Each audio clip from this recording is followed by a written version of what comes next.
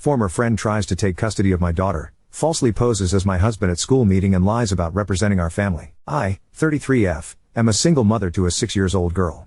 I've raised my daughter all on my own. She was born from a one-night stand with a now former friend 37M.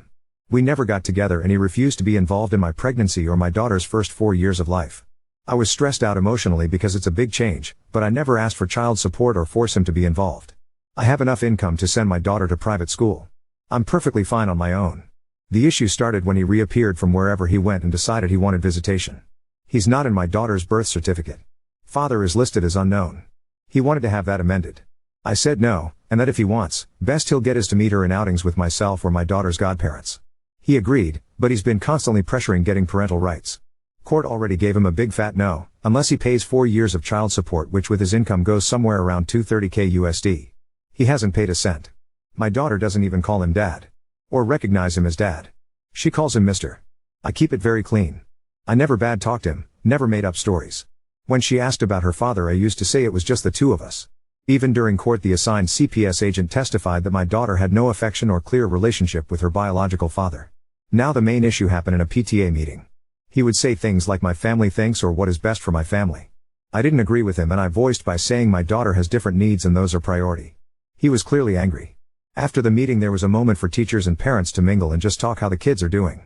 One of the teachers approached me to apologize, saying she didn't know my husband and I didn't like a project she was doing with the kids. I told her I had no husband and my daughter loved the project and wants to be part of it. The teacher then told me that my former friend was going around talking like he's my husband and he represents the family. I saw red. I walked to him and very loudly told him we needed to talk in private. In the parking lot I told him we were not a family and that he either will respect I am the only one that can make decisions on my daughter's education or he won't be involved. He went on about being her biological father, then I reminded him he had not paid a cent for the pregnancy, my daughter's needs, or even the private school my daughter is in. He hasn't tried to see my daughter since, which she doesn't mind at all. I asked her. I do feel a bit bad about what I said. Ida? I wanted to add this because the PMs are driving me insane. He has the money to pay child support. He chose not to pay. He was never prohibited from being involved. He had my phone number. I sent him picture and invited him to birthdays and other big celebrations. He never came. PSA, we are not in the US. Oop, he actually forced himself into the meeting. I wanted to give it a chance for him to be involved. I didn't expect him to act this way though. Oop, the school has a public schedule in its website. He knows the school she attends. Oop, to be fair, I've kept my family situation very private. It's not well seeing where I live to be a single mother. Most people assume I'm either a widow or my husband is overseas. Admin knew, but I had no real time to correct him. Plus, I didn't want to make too big a scene. It's why I took it to the parking lot. Oop, I've been trying to let him be involved. If he wants a relationship with my daughter, I'm okay with it. He has no legal rights, but I have no problem of him being part of her life. He just doesn't get to make decisions on things he's not paying for. Like school. I 33F going to preface this by saying my 6-year-old daughter's father 37M, I'm going to call him Jeff, has never been my romantic partner. We had a one-night stand. I don't like people calling him my ex, since it makes it seem we had some kind of emotional attachment. He was never involved after I told him I was pregnant, and actually wanted me to terminate the pregnancy, but I decided to raise my child alone since I have enough money to raise her without child support. For the whole pregnancy and the first 4 years, Jeff was not in the picture. On my mother's recommendation, I did send him pictures and invited him to special events, but he always replied he had no interest in my daughter. 2 years ago he reappeared and began demanding parental rights. When I didn't do what he wanted, he sued, and was told no, he was not getting parental rights. He was given the offer to pay child support and then we can revisit giving him actual rights, but he has refused. He has the money, much more than me, but he refuses. I still offered to let him see my daughter in a casual manner, no child support needed, with the agreement anything legal, medical, or educational will not involve him. He pushed the boundaries and we had a fallout. After that, we didn't hear from him for almost 6 weeks before he called to meet for Christmas. After much discussion, I agreed to bring my daughter over on the condition my daughter's godparents could come. Thus we went over for Christmas dinner. And finding out Jeff is married and had never told his family he had a child. It was great to be judged by a bunch of strangers. It was uncomfortable the whole time. I'm going to use fake names, but let's say my daughter's name is Katie. His wife kept calling my daughter Gabrielle.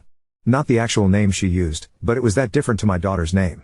The wife was also very physical, trying to pick up my daughter or parent her. I would block her or tell her to please let me deal with my child.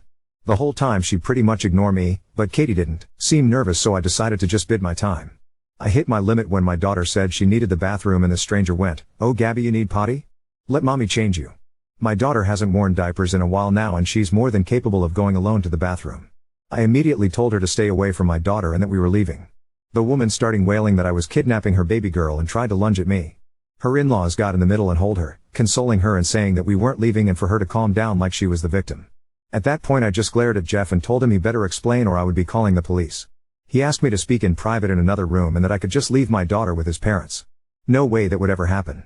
Katie's godparents took her with them despite the wife having a full meltdown. Jeff and I spoke outside and he explained that he and his wife recently lost a daughter.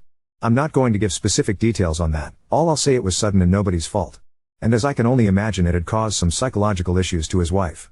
Apparently he had the brilliant idea that having Katie pass as their lost child would help his wife. Without telling me.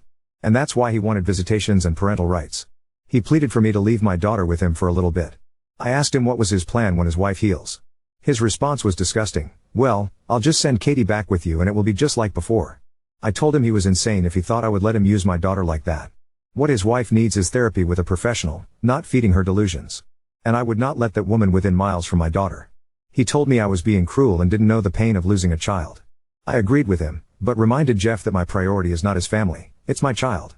What he and his family do to work through their grief has nothing to do with us. I also told him to call his lawyer because I am making sure he never has contact with my child. So that's what I'm bracing for. He's been blasting my phone since Christmas, but I can easily ignore him. My daughter and I are doing a small travel vacation. This isn't an update, just something I feel needs to be said. My daughter is set for life monetarily. She has a trust and I make really good money in my position. If she was 18 right now, I could put her through college without a loan. She doesn't need child support for quality of life. If I could get child support and never worry about her father trying something, I would be suing him in a heartbeat. But after talking to a lawyer and realizing the risk, I've taken the decision that child support, or possible inheritance, is not worth my child's safety. Safety is always first. Mini update. Hey everyone. Happy New Year's. This isn't so much a real update as just letting people know we are home and safe. My daughter is spending the rest of her vacation with her godparents on another trip while I work on things. Moving might be something I'll be looking into, though that is a long-term plan considering all it takes. I won't share too many details on what my lawyer is going to be doing, but we are absolutely going to push for enroll. I might not post for some time. At least not until things settled. I do appreciate all the support and good advice. I'm taking a lot of it into account as I plan how to move forward. Oop. He found out on the 26th. I sent him an email and he called me in minutes after. Update 1. For those that didn't know, I'm right now dealing with my daughter's father and his delusion. He wants to use my daughter as a therapy doll for his wife that recently lost a child. A lot of people were worried for my daughter and me, and I truly appreciate it. We're both safe, she's currently having a great vacation with her godparents, and I'm currently making my own arrangements to move on. My lawyer is working hard on keeping everything in order. I know a cease and desist was his first action and we're going for no contact. He says we have a solid case and hopefully this will be resolved relatively fast.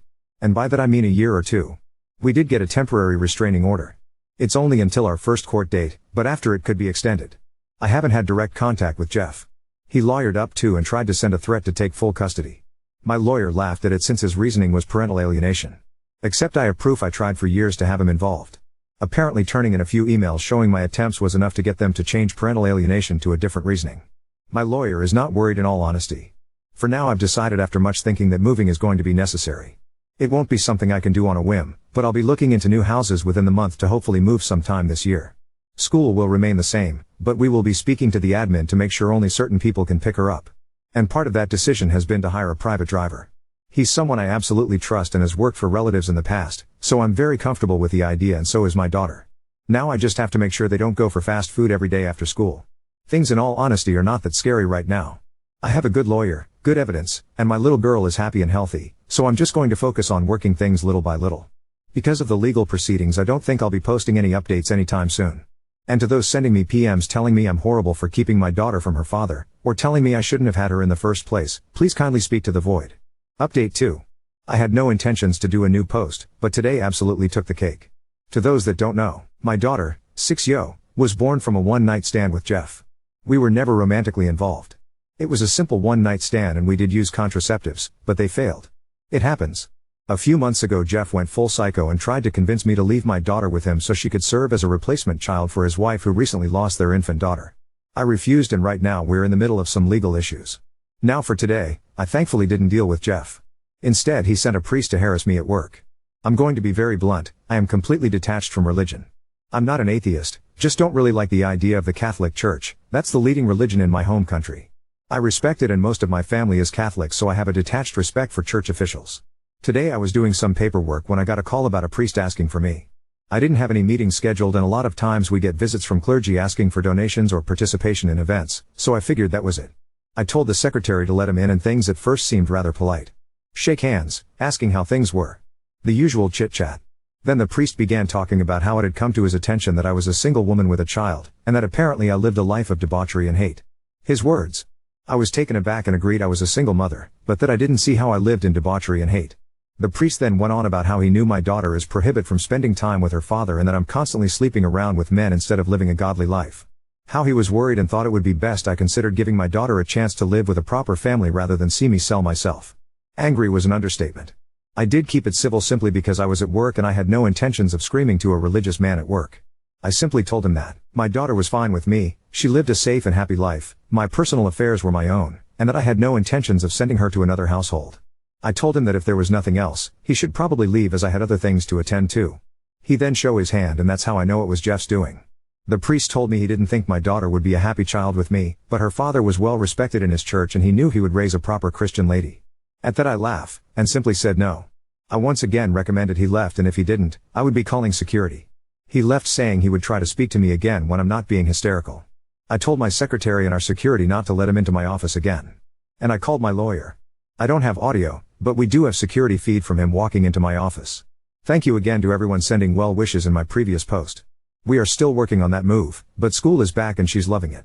We still have that temporary restraining order against Jeff and his wife. And school officials know it. Oh man, am I angry for you, oop. Oh, we're making a complaint to church leadership here. Police won't do anything because of how religion is viewed, so just going to jump over them.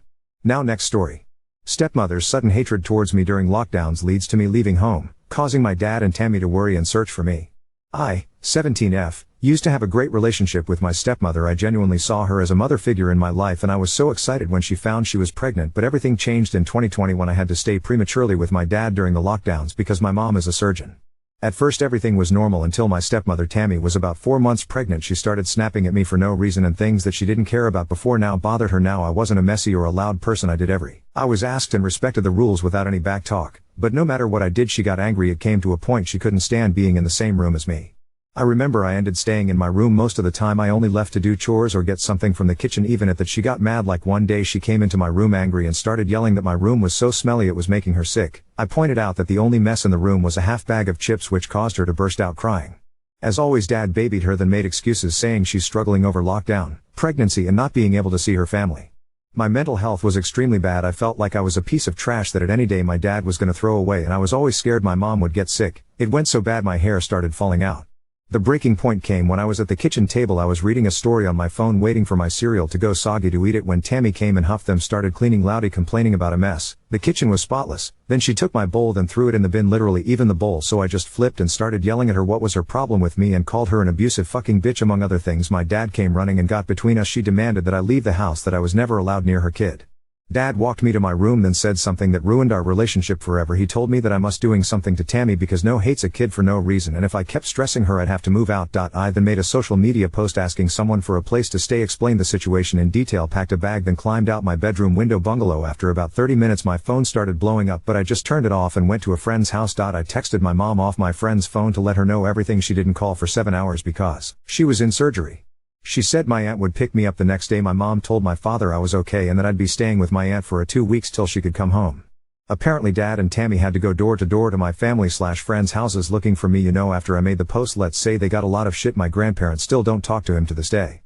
My aunt packed up my room because I refused to go back into that house. I've not spoken to my father in years or met my half-brother. Tammy and Dad still try to fix our relationship. Apparently sometimes pregnant women get a hatred against people or pets for no reason. I'm turning 18 in 3 weeks and a cousin's girlfriend asked me about inviting my dad, so I told her the story. She told me while what they did was wrong, what I did was an asshole thing too, because I made them worry/stress and go to multiple people's houses during a pandemic that put a pregnant woman having a mental health issue at risk by whole stunt. So Ada for letting my dad think I was missing. Update 2. Hi guys, I honestly thought I'd never give an update, but here I'm gonna call my cousin's girlfriend Sarah and my cousin Paul. So I mentioned in a comment I uninvited Sarah from the party. Yesterday Paul came over to talk. He told me Sarah had issues in the past with her younger siblings. It was apparently really bad, like her siblings lived with their mom full time and she lived with her dad. Long story short, Sarah was diagnosed with bipolar disorder and collage and went to therapy. He said even though she's apologized, her siblings still won't have anything to do with her, which breaks her heart. Paul said Sarah told him that when I told her what happened it triggered her because it reminded her of her situation with her siblings. I didn't mention in the other post because it was really irrelevant to what I was asking, but Sarah texted me about letting go of the hate, links to sites about family members with mental health issues, and numbers of family therapist, even subreddits on here. He told me Sarah wanted to meet up to clear the air and apologize in person. I said okay. Sarah texted about half an hour later about collecting me because she wanted to drive to a new restaurant that newly opened in the next town over as her pre-birthday treat to me. We know what she was planning, but Tammy ruined it for her by calling my mom to tell her Sarah's plans to help us make up. I wrote my dad a letter 2 days ago as a lot of you suggested. I put everything in there and told him how it affects me to this day. I told him I wanted a relationship with my brother, but I wasn't sure I'll ever want one with him. I told him to leave me alone because his actions are only pushing me away even more, and if I ever decide I want to talk to him it will be on my terms with my mom present.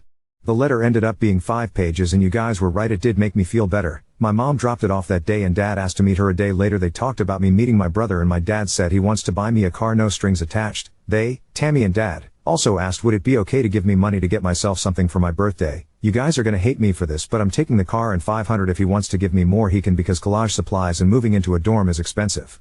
Back to Sarah, she's basically contacted Tammy via Facebook. Tammy sent my mom the screenshots, telling her everything I said, then asking Tammy her side because Sarah didn't believe me. To Tammy's credit, she told the truth and took full accountability. It was Sarah who kept trying to make out Tammy was the victim.